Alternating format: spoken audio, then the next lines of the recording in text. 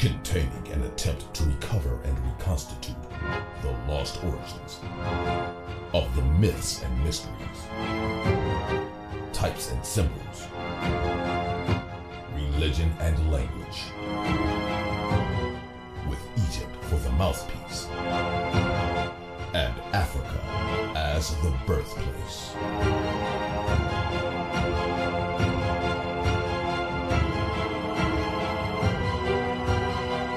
Welcome back to the Deep Dive.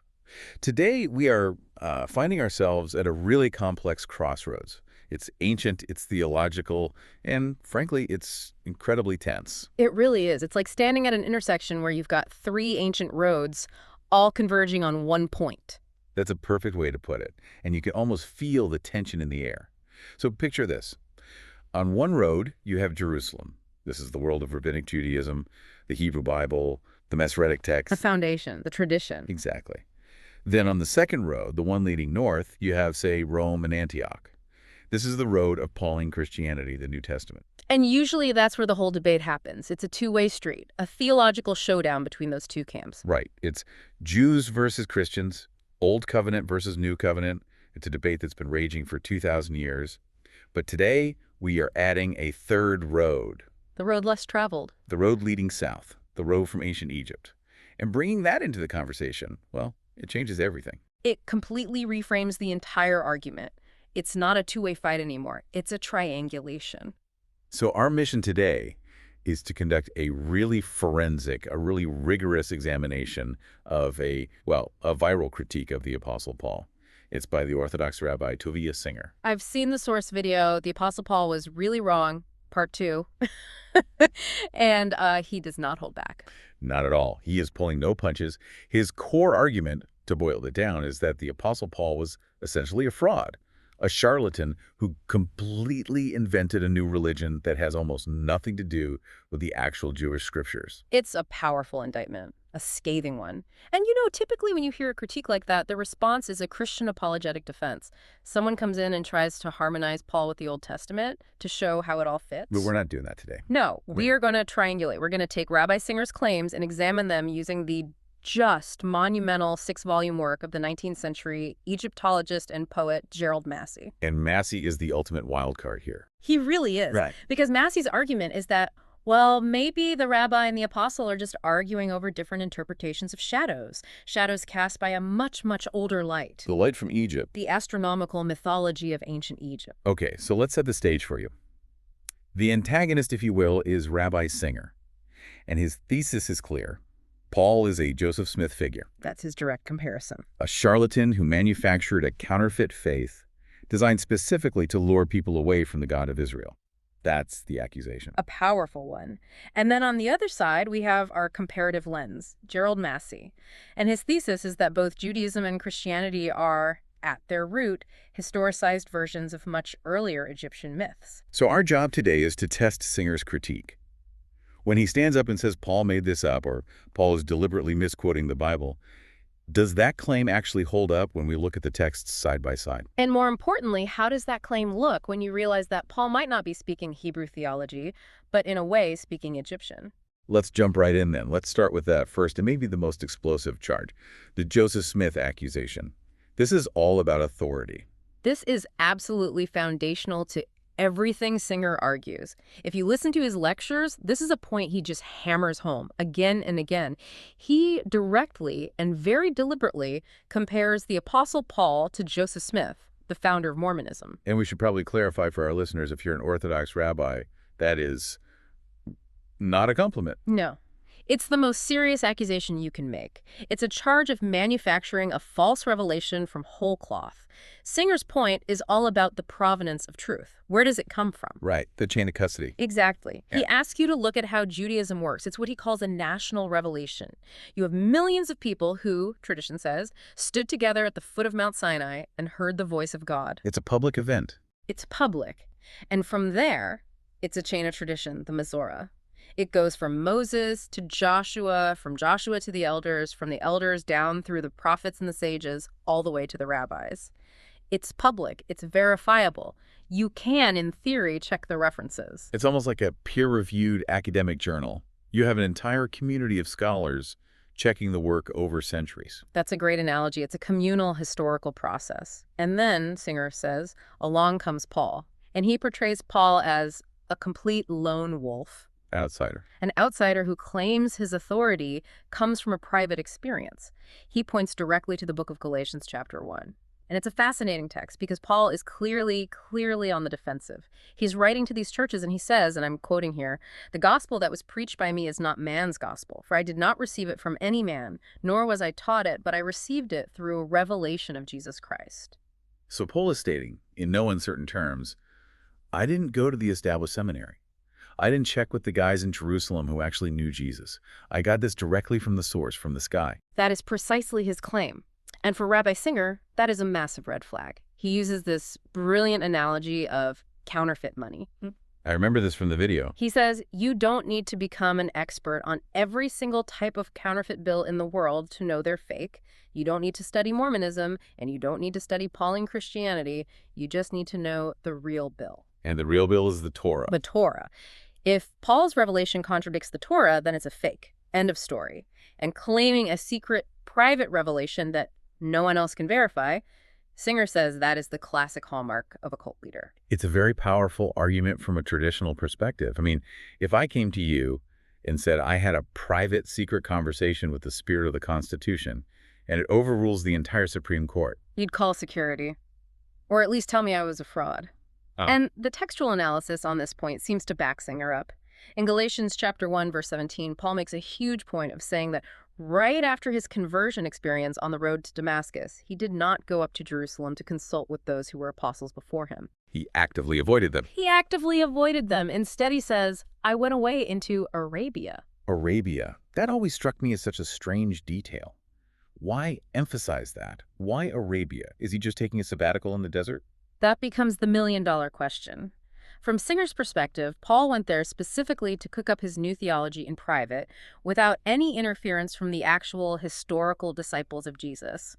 Disciples who would have, in Singer's view, told him he was getting it all wrong. That he was misrepresenting the message. Completely. But this is the exact point where Gerald Massey steps into the conversation and just flips the entire board over. He offers a completely different way of seeing this. How so? Where does Massey take this? Massey looks at this, a revelation of Paul's, this claim to a secret personal knowledge, and he says, okay, hold on. Paul isn't a fraud in the sense that he's just randomly inventing something new. Massey's claim is that Paul is a Gnostic initiate. That word Gnostic gets thrown around a lot. What does Massey specifically mean by it in this context? Gnosis just means knowledge, but specifically it means esoteric spiritual knowledge, secret knowledge. Massey argues that when Paul constantly talks about a mystery that has been hidden for ages but is now revealed, he's using technical language from the ancient mystery schools. So it's not just a puzzle, it's a technical term. Exactly. He classifies Paul not as a historian trying to write a biography of a man named Jesus of Nazareth, but as an epopt. An epopt? An epopt. It's a Greek term for a seer, an initiate who has achieved the highest level of initiation into the greater mysteries, one who has seen. So when Paul says, I received this by revelation, Massey doesn't think he's just talking about a dream or an ecstatic vision. It's more than that. It's a doctrinal download. Massey argues Paul received the Egyptian tatmati, which means the truth or the word, the logos. Massey argues that the gospel that Paul was so passionate about preaching was the core Egyptian doctrine of the Christ within.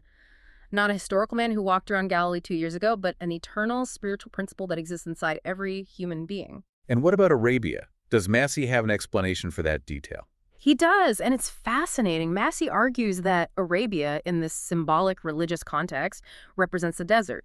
And the desert was the traditional place of asceticism, of trial, of initiation. The wilderness. The wilderness. In the Egyptian mysteries and many others, the candidate for initiation had to withdraw from the world, from the city, to go into the desert to receive the Logia Kyriaka. Sayings of the Lord. The sayings of the Lord. These were the core teachings, the secret wisdom. So to put it all together, Singer sees a rebel, a heretic breaking away from the established history of Judaism. But Massey sees a Gnostic, an initiate, who is deliberately breaking away from what he sees as Jewish literalism. It's a clash of paradigms. One is about history, the other is about myth. Precisely. Massey argues that Paul's revelation looks so suspicious to Rabbi Singer because it completely bypasses and ignores Jewish historical tradition. But it looks perfectly normal to an Egyptologist because it follows the exact pattern of the Gnostic mystery cults. Paul is bypassing the carnal history of Jerusalem to get to what he believes is the spiritual truth of the underlying myth. Okay, let's really unpack this idea of bypassing history, because I think that leads us directly into the second major point of conflict in Singer's critique, the Hosea controversy. Oh, yes. This is where we really have to get into the weeds of how Paul uses, or as Singer would say, abuses the Old Testament. This is one of Singer's absolute favorite smoking guns. He brings it up often. He points to Romans chapter 9, verse 25. Paul is in the middle of this very complex argument, trying to explain why Gentiles, non-Jews, are now being included as part of God's covenant people. And to do that, he needs a proof text from the Hebrew Bible. He needs a proof text. So he quotes the prophet Hosea, and Paul writes, "As indeed he says in Hosea, those who are not my people I will call my people, and her who was not beloved I will call beloved."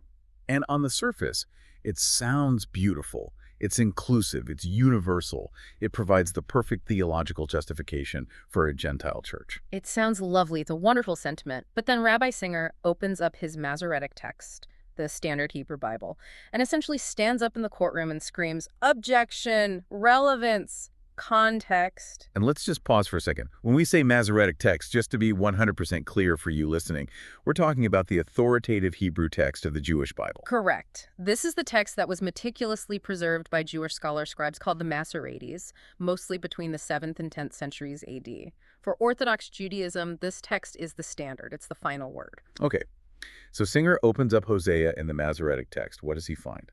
He finds that if you read Hosea, chapters 1 and 2, the context is incredibly hyper-specific.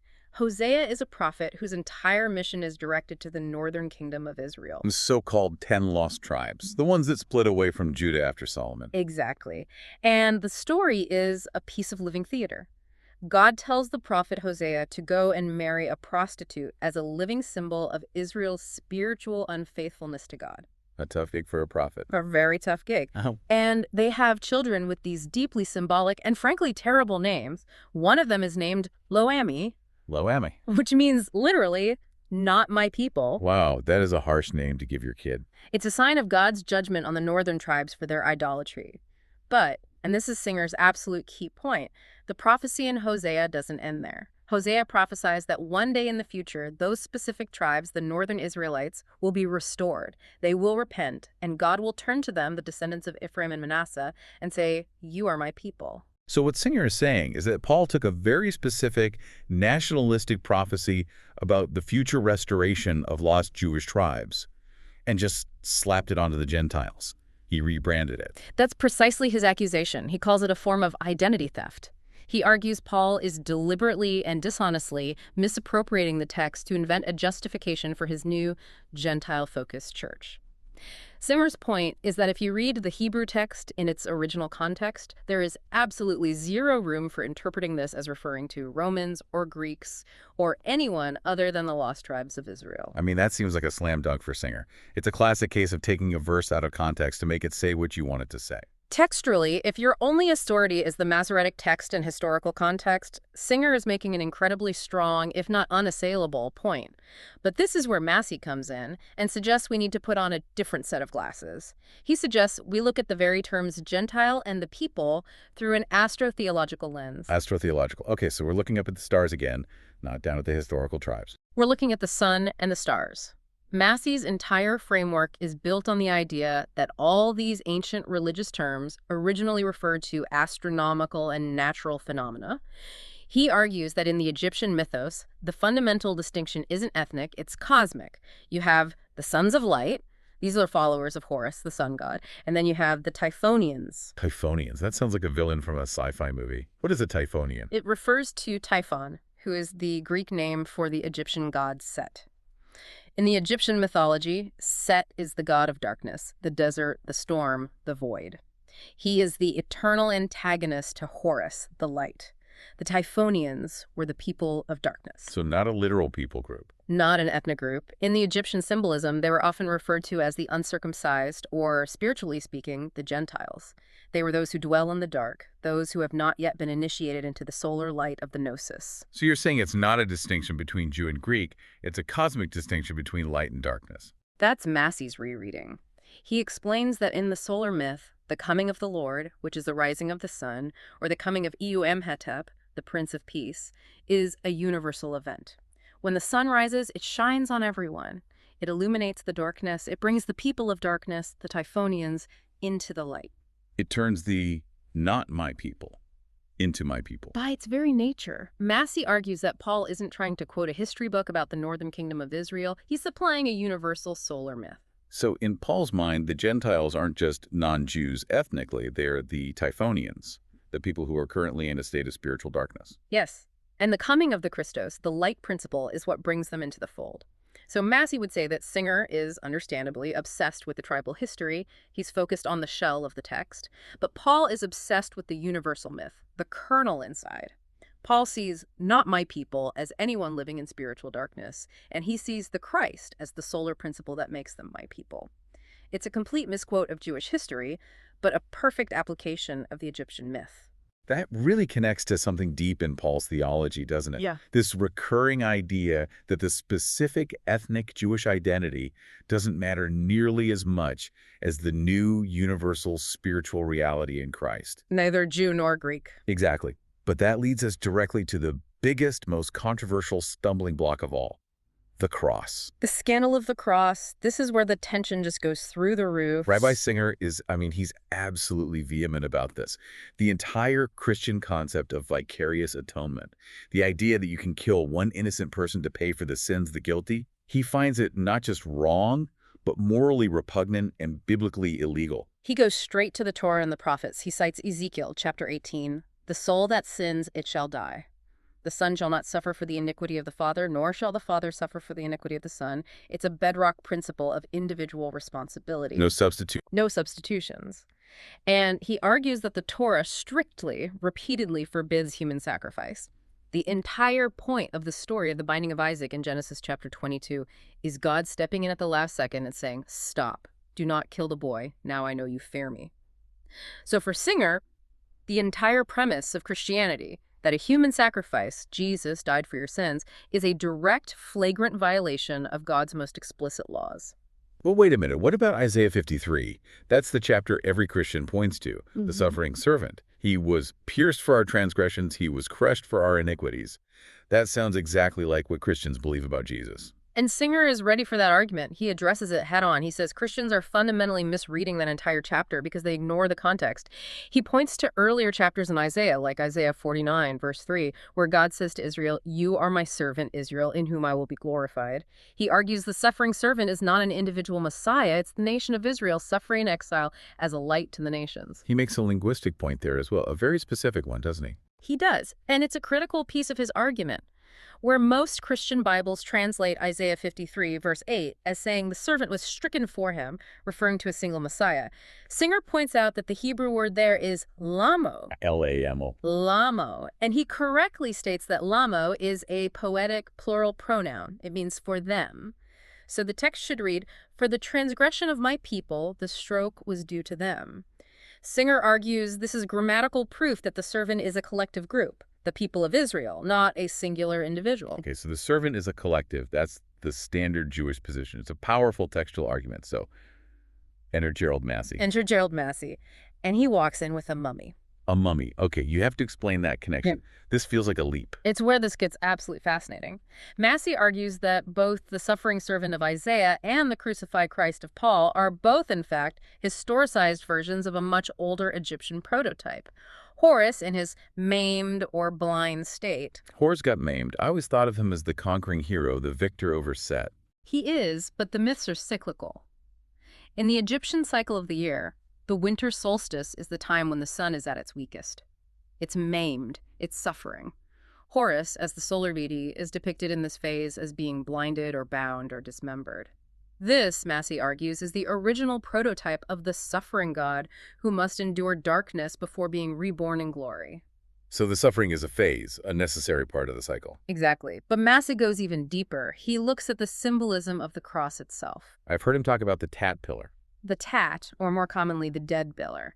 It's a cross-like symbol that represents stability and the backbone of Osiris. It's central. But Massey makes a direct link between Paul's theology of Christ crucified and the Egyptian concept of the Karast. Karast, okay, that sounds phonetically very close to Christ. Massey insists that this is not a coincidence. He argues it's the etymological root. A kaphos in Egyptian is the mummy, the embalmed, preserved body. But symbolically for the Egyptians, the mummy wasn't just a dead body. It represented the khat, the corruptible physical body of matter that houses the eternal soul. So the mummy is a symbol for the physical self. And the process of mummification, the binding of the body with linen strips, was a ritual symbol of the soul being bound in matter, trapped in the flesh. So the crucifixion for Paul isn't a Roman execution on a hill outside Jerusalem. For the Gnostic Paul, Massey argues it absolutely was not. Christ crucified was a mystical formula. It meant the spirit, the Christos nailed to the cross of matter. It is the spiritual soul entering the physical world at birth, being entombed in a body. And the blood of Christ. The blood in this Gnostic reading isn't the physical blood of a carpenter from Nazareth. It's the life force of the cosmos, the divine essence that gives life to the universe. This just completely reframes the entire argument. Rabbi Singer is fighting justifiably against the idea of a literal human sacrifice, which he rightly identifies as pagan and completely contrary to the Torah.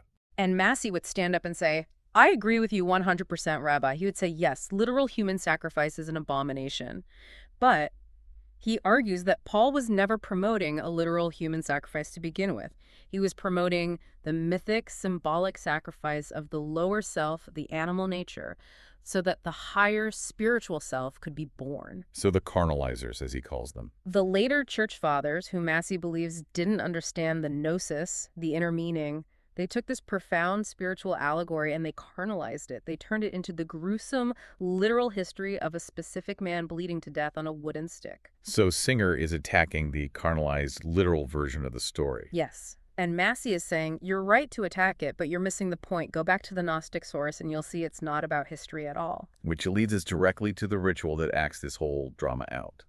The Eucharist. The Lord's Supper. And if Rabbi Singer hates the theology of the cross, he finds the Eucharist absolutely loathsome. It's a visceral reaction from him. He points to 1 Corinthians chapter 11, where Paul describes the ritual. This cup is the new covenant in my blood. Do this as often as you drink it in remembrance of me. And Singer just recoils. He points out that drinking blood is one of the strictest, most fundamental taboos in the entire Torah. Leviticus 17 is crystal clear. You shall not eat the blood of any creature, for the life of every creature is its blood. It's repeated over and over. Singer calls it the table of demons, doesn't he? He does. He argues that this ritual is absolute proof that Paul imported a grotesque pagan ritual that is totally alien to the Jewish mind and spirit. He says no Jewish Messiah would ever, under any circumstances, tell his disciples to drink his blood, whether it's symbolic or literal. It's detestable to a Torah-observant Jew. Okay, so what does our Egyptologist say to that? Gerald Massey listens to all of that, nods his head, and says, Rabbi Singer, you are absolutely 100% correct. It is pagan, and to be specific, it is Egyptian. Of course it is. It's always Egyptian. Massey traces the entire Eucharist ritual back to the ancient Egyptian practice of eating the god. In the Book of the Dead, in various chapters, the deceased, in order to become one with Osiris, ritually consumes him. The deceased says, I am the bull of the sacrificial herd. They mystically partake of the divine nature. And the bread and wine? The bread and the beer, or later wine, were ritually identified with the body and blood of Osiris. Osiris was the god of vegetation, the god of grain. When you harvested the wheat and made bread, you were literally eating the body of the god. When you pressed the grapes and made wine, you were drinking his blood, the life force of the vine. So the transubstantiation doctrine is Egyptian in origin, according to Massey. He points to the Yulon Wheat, which was an association for feeding the dead, and the mortuary meals that were placed on the coffin lid.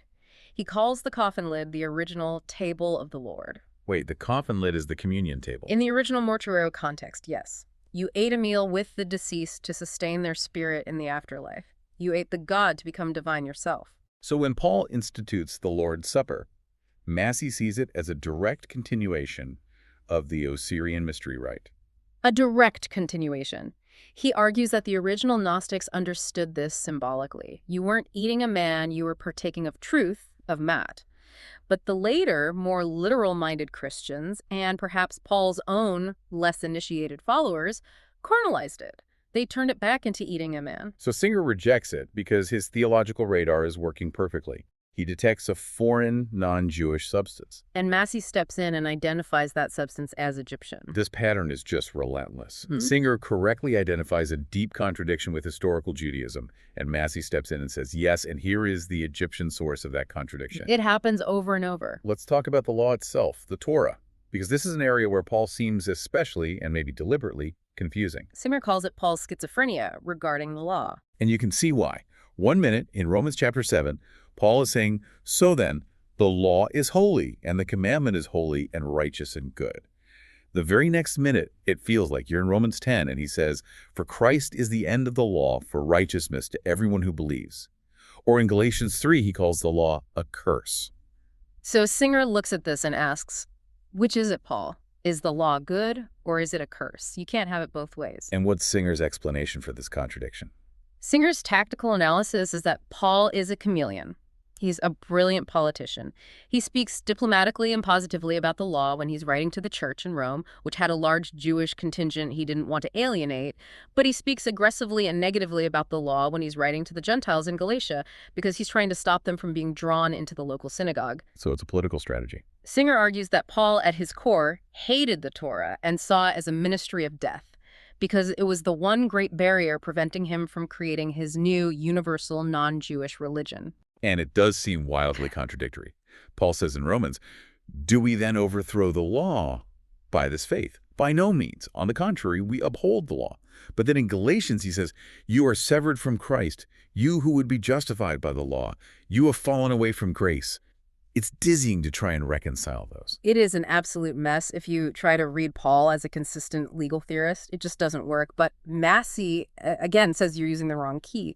Look at this through the Egyptian lens of Mat. Mat, the goddess with the feather of truth on her head? Yes. Mat is the Egyptian concept of truth, justice, cosmic order, righteousness. But, and this is the crucial part, Mat is not something that is primarily written on external stone tablets. Mat is something that is written in the heart. In the Egyptian judgment scene, the negative confession from the Book of the Dead, the deceased doesn't say, I followed a list of rules. The deceased claims to have Ma'at within him. My heart is pure. Massey argues that Paul is acting as the apostle of the heretics, the Gnostics. And the Gnostics made a fundamental distinction between the literal law, which Paul calls the letter that killeth, and the spiritual law, the spirit that giveth life. So the letter of the law would be the external rituals. Things like circumcision, dietary laws, Sabbath observance. Exactly, the physical stuff. Massey says Paul is trying to free what he sees as the spiritual truth, the Egyptian wisdom of internal Mat, from the husk of Jewish literalism and external ritual. When Paul talks about the law being written on the tablets of the heart, he is directly echoing the Egyptian initiate who carries Mat internally. So when Paul says he is dead to the law, what he means is? He means he has died to the external physical world and its rules. In the Egyptian mysteries, the initiate symbolically dies to the physical world in order to be born into the spiritual world, the Amenta. So, in Massey's view, Paul isn't an anti-Semite trying to destroy Judaism, as Singer understandably fears.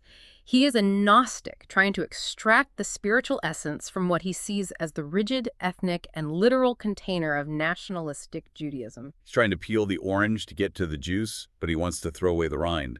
But Rabbi Singer stands there saying, the rind is the orange. You can't have the juice without the entire fruit. That is a perfect analogy, and that leads to the ultimate fruit of Paul's entire theology, the resurrection. Rabbi Singer is deeply skeptical, almost mocking, of the Christian view of resurrection.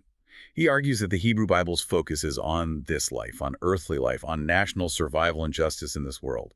The idea of a dying and rising God who saves you from death as an individual, well, it's just foreign to him. And he points out correctly that the Jewish view of resurrection, which developed much later in the Second Temple period, was often about the physical restoration of the nation of Israel, or a physical raising of all the dead at the very end of time.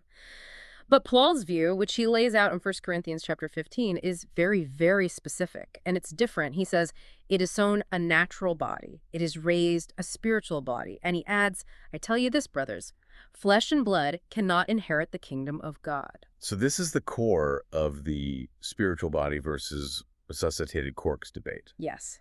And Massey reads 1 Corinthians 15 and says, this is pure, unadulterated Egyptian doctrine. He perfectly aligns Paul's teaching with the ancient Egyptian doctrine of the Ka and the Sahu. Okay, break those Egyptian terms down for us. The Ka is the physical corruptible corpse. That's the part that stays in the tomb and decays. The Ka is something like the vital life force or double. But the ultimate goal is for the deceased to emerge as a Sahu, the glorious, incorruptible spiritual body. Massey says this is exactly what Paul is describing. It's not a zombie-like reanimation of the old flesh. It's a metamorphosis. Like a butterfly emerging from a chrysalis, Yeah. the caterpillar is gone. The perfect analogy. The old body is the seed that is sown, and the new spiritual body is what is raised. Massey even points to the story of Lazarus in the Gospel of John as a later historicized version of this core myth. He links the name Lazarus etymologically to Elisar, which means the god Osiris. Lazarus, wow. The raising of Elisar, or Osiris, from the tomb is the central myth of the soul awakening from the sleep of death and being transformed. Massey concludes that Paul was preaching the ancient Egyptian doctrine of the survival and transformation of the soul. Rabbi Singer, on the other hand, rejects this in favor of the Jewish focus on national survival and historical continuity. And ironically, the later Orthodox Church also rejected Paul's Gnostic view in favor of a much more literal, physical reanimation of the corpse. So Paul is stuck in the middle once again. Too Egyptian for the Jews and too Gnostic for the later Christians. He's the bridge that both sides eventually decided to burn. We've covered the law, the rituals, the resurrection, but we have to talk about the man at the center of it all. Who or what was Jesus to Paul? This is our final section, the mystery of the Christ. And Rabbi Singer makes a very sharp, very astute observation here. He points out that if you read all of Paul's letters, he seems to know almost nothing about the historical Jesus of the Gospels. It's a striking silence. Paul writes thousands upon thousands of words, but he never once quotes a single parable of Jesus. He never mentions the virgin birth. He never describes any of the healing miracles in Galilee. He doesn't mention the Sermon on the Mount, the Lord's Prayer, nothing. So Singer's deduction is that this is because Paul simply invented the theology first. He created this idea of a divine, dying, and rising Savior, and then the Gospel writers came along later and created a historical backstory to fit Paul's new religion. And here we have the most shocking moment of the entire analysis. This is the moment where Gerald Massey stands up, turns to Rabbi Singer, and gives him a round of applause. Really, Massey agrees with Singer. He agrees completely. Massey says, Rabbi Singer, you are absolutely right. Paul doesn't know a historical Jesus of Nazareth. And why? Because, according to Massey, in the epoch that Paul is actually writing from, there was no historical Jesus to know. That is a bombshell claim. It's the core of his entire work. Massey argues that the Jesus, or Christ, that Paul is preaching about is the Egypto-Gnostic Jesus. It's a being he calls Iametep. Ium-hetep. It's an Egyptian title that means he who comes with peace. It's a title for the Horus child, the solar principle reborn. Massey argues that Paul's Christ is the Gnostic Christos, an internal, universal, spiritual principle, not a specific man from a specific town in Galilee. So when Paul writes in Colossians, Christ in you, the hope of glory, he isn't talking about a historical guy named Jesus somehow living inside your heart. He's talking about the Sahu, the divine spiritual nature within. That is precisely Massey's argument. The Christos is the immortal spirit that is entombed within the mortal man. Massey presents a huge amount of evidence regarding the sayings of the Lord, the Logia Kyriaka. He argues that these sayings, which were later attributed to Jesus in the Gospels, were actually pre-existent Egyptian wisdom sayings. They were attributed to the divine sayer, who was Horus, or Eusa. So the sayings of Jesus existed before any historical Jesus. According to Massey, yes. They were the sayings of the Lord Horus found in the Egyptian ritual texts, the coffin texts, the Book of the Dead. Paul knew the sayings, and he knew the myth of the suffering and rising God. But the biography, the manger in Bethlehem, the shepherds, turning water into wine. Massey argues that was all historicized mythology that was added decades, even centuries later. So to bring it full circle, Rabbi Singer is completely right that Paul ignores the Jewish Jesus of the Gospels. He does, but Singer misses the reason why. He thinks Paul is ignoring a historical person. Massey says Paul is ignoring a later literary creation because he's still preaching the original non-historical Egyptian Christ. It's just a tragedy of errors then. Singer is looking for a Jewish rabbi in Paul's letters and can't find him, and he's right. Paul is preaching an Egyptian Gnostic redeemer. But the later church disguised that redeemer as a Jewish rabbi to give him a historical footing. They're talking past each other across millennia. This has been a whirlwind. I mean, we've gone from the letters to the Galatians to the Egyptian Book of the Dead, from the prophet Hosea to the Gnostic Gospels. So at the end of this deep dive, where does this leave us? What's the final verdict here? I think if we sum it all up, the verdict is split. Rabbi Singer, arguing from his framework, successfully convicts Paul of fabricating a religion that fundamentally contradicts the plain sense of the Hebrew Bible. On the terms of historical rabbinic Judaism, Paul is guilty. He misappropriates texts, he imports foreign rituals, he completely redefines the nature of the Messiah and the law. But then Massey comes in and files an appeal. Massey doesn't file an appeal. He moves for a complete change of jurisdiction. He argues that Paul wasn't fabricating a new religion. He was transmitting a very, very old one. He was transmitting Egyptian Gnosis, a tradition that predates the Hebrew Bible itself. The irony in all of this is it's incredibly thick. It is the supreme irony. You have the Jewish rabbi, Tovia Singer, passionately defending the shell of the history, the Torah, the national narrative, the literal text. Then you have the Christian apostle, Paul, passionately defending the kernel of the myth, the gnosis, the inner spiritual meaning. But both of them, and their modern followers, have lost the original key. They've both lost the original Egyptian key that unlocks both the shell and the kernel. They're arguing over two pieces of a map, not realizing it's a map of the Nile. They're arguing over the inheritance, but neither of them realizes the will was written in hieroglyphs. That's a perfect way to say it. So here is the final provocative thought we want to leave with you, the listener, to really mull over. We usually think of the Judeo-Christian tradition as a straight line. Judaism is the parent and Christianity is the child. But if Massey's even partially right, and if Rabbi Singer's powerful critique of Paul holds water, then what we're looking at isn't a parent and a child. We might be looking at two siblings. Siblings. How so? If the Christ that Paul preached was, at its root, the ancient Egyptian horror spirit, and if the law that Rabbi Singer so passionately defends is a localized, historicized adaptation of the Egyptian concept of Mot, then are we really witnessing a theological battle between two different religions? Or are we just watching a very long, very tragic family dispute between two children of the Nile who have long forgotten their mother? Two children of the Nile who have forgotten their mother. That is a haunting and powerful image. It completely changes how you read the Bible. It changes how you hear these fiery debates. It certainly does. Yeah. And we really encourage you, don't just take our word for any of this. Go read the sources for yourself. Read Paul's letter to the Romans side by side with the prophet Hosea. But then open up Gerald Massey. Look at the translations of the Book of the Dead. See if you can spot the palimpsest. That old original Egyptian text, written invisibly right underneath the scriptural ink. Thanks for diving deep with us. We'll see you next time. Containing an attempt to recover and reconstitute the lost origins of the myths and mysteries, types and symbols, religion and language, with Egypt for the mouthpiece, and Africa as the birthplace.